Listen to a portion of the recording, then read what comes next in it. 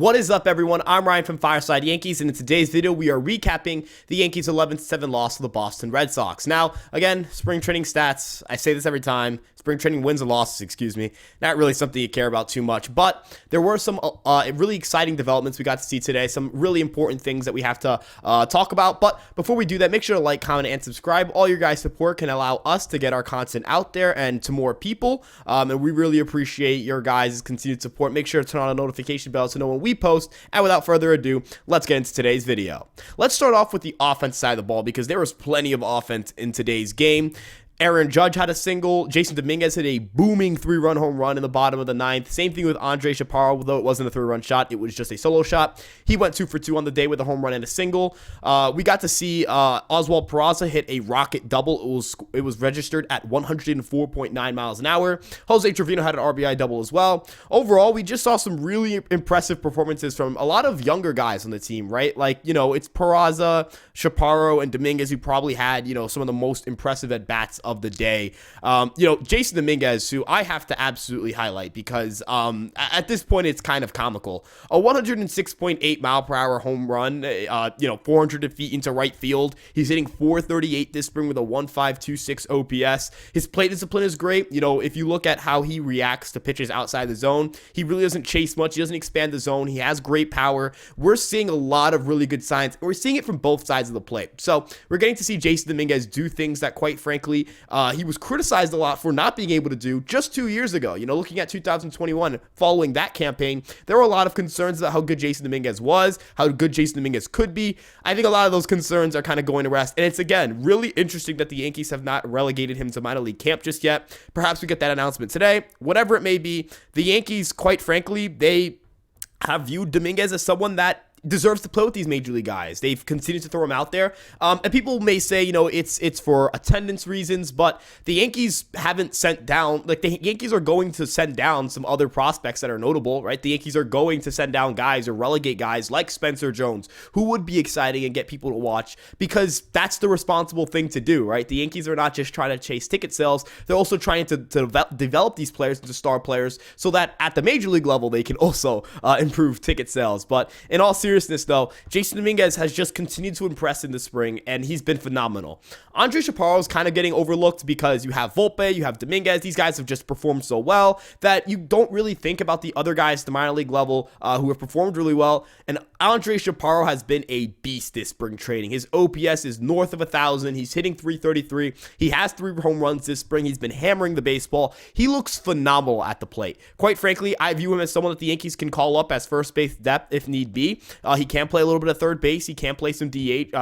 Guess anyone can play DH, but he can fill in as a DH role. Whatever the Yankees can need in the corner infield and that DH spot, Chaparro might be able to give them some power during the season. The Yankees don't really have a lot of first base prospects, so the fact that the Yankees are transitioning Chaparro to first base is definitely encouraging. I think he looks pretty good there so far, at least.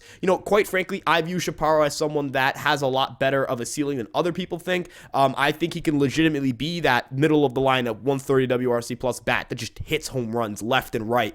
I see that potential in him. I know that he's a hard worker. I know that he's done a lot of work over the offseason to get himself into even better shape. And quite frankly, it's been panning out really well for him. So hopefully he continues on the success he's had in spring training and the success he had at the minor league level last year because he's an absolute monster and he is just a behemoth of a man in terms of power. But let's move ourselves to the pitching side of the ball. Now, in terms of pitching performances, you really look at everyone and you're like, these were some pretty encouraging outings left and right. Outside of Tyler Danish, of course, no disrespect to the man. He just didn't pitch well. He gave up 3 home runs, 6 hits, 6 earned runs. It wasn't great.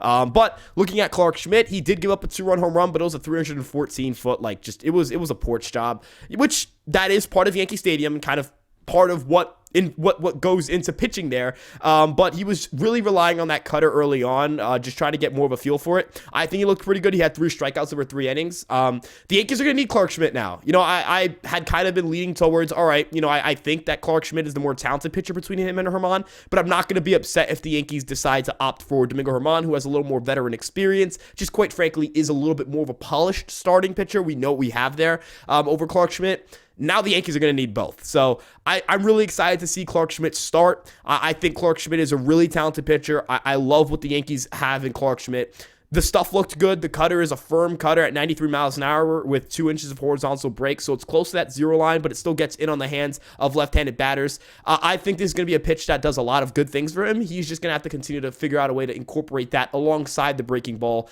which we'll get to see a little bit more during the spring. We got to see Jimmy Cordero, who, with the Lou Trevino and Tommy Kahnle injuries, is now even more important. And his velocity is up from where he was when he last pitched at the major league level in 2020. He's averaging 98 miles per hour in that sinker, and it is really a tough pitch to do anything with. That sinker, it gets 15 inches of horizontal movement, it drops a decent bit, and it is blistering at 98 miles an hour. It's a really, really, really good pitch. He has a changeup as well, has a slider, but you look at that sinker, and I think that pitch can be devastating. He was dominant at the AAA level last year. Quite frankly, I'm really excited to see what Jimmy Cordero continues to do at spring training with the Yankees. We got to see the debut of Ron Marinaccio, who is the fan favorite pitcher of Nick, one of our co-hosts, and he looked phenomenal, right? 13 pitches, 2 strikeouts, just using the fastball and the changeup, which is his bread and butter. Nothing was off about him at all. His velocity was fine, spin rates were fine, movement was fine, everything was looking great. He just looked nasty today, which he always does. He's a gross pitcher. I'm gonna skip over Tyler Danish just because I just don't feel an incentive to rip on him. Everyone knows he performed poorly, and I'm not gonna be the guy to just sit here and just detail as to how bad he was. I hope he figures it out. Maybe he just needs some time at AAA. Maybe he's just a little bit rattled, whatever it may be. But it has not been a good spring for him. Steven Jennings pitched.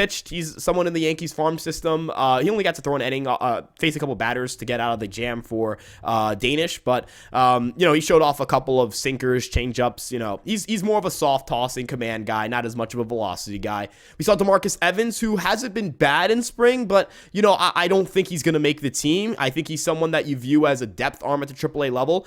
Definitely an intriguing pitcher because he's built on a vertical, or more of a vertical profile. He's been more of a cutter slider guy in spring, but perhaps the Yankees really like that, and they view it as something that they can develop a little bit. And then we got to see Randy Vasquez, who is someone who's a personal favorite of mine in terms of prospects. I really do like a lot of the Yankees prospects, and I understand that part of that is Yankee bias, but they have a lot of guys with really good stuff, and I tend to really lean towards guys with high octane stuff instead of guys who are more so like soft tossers or contact oriented. I really love my high octane stuff, sweepers, high fastballs with great velocity, stuff like that. Randy Vasquez showed off a couple of nasty pitches today. I think his cutter is genuinely a plus pitch.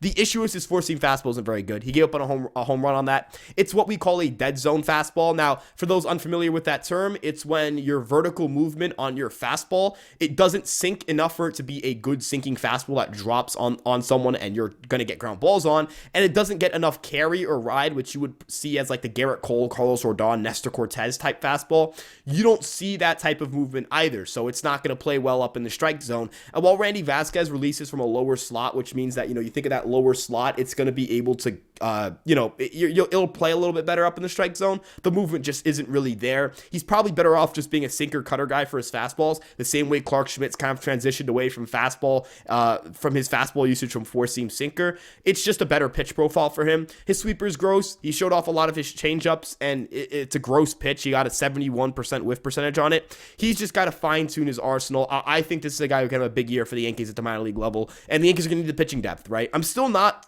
concerned about Carlos Rodon's injury in terms of the long-term situation, but you never know how it's going to look. You never know how he's going to react to treatment or react to rest. While they have done imaging, you just never know, right? So the Yankees are going to need all the depth they can get. So Johnny Brito, Randy Vasquez, Matt Crook, those are going to be important guys to look out for, that they're on the 40-man roster and are pitching depth for the Yankees, at least on the starting side of things, and Deivi Garcia as well. But ultimately, not really the best day for Yankee pitching. A lot of that was done by Tyler Danish, but, at the end of the day, not really a bad showing either. There were some really impressive performances, and there are a lot of really good offensive showings. Again, getting an opportunity to see these young kids play, you're not going to get to see that at the major league level. This is a World Series ready team. This isn't a team that's trying to, figure out if Randy Vasquez can be their ace or their savior or save the season or whatever it may be. They're trying to figure out if Randy Vasquez can give them a start or two here and there, but you're not really going to get to see these guys on Yes Network, as often. So it's always nice to see these guys play. But with that being said, thank you guys so much for tuning in. You guys have been great with your support lately.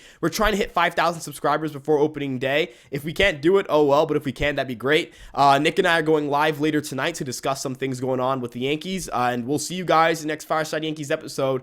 Peace out.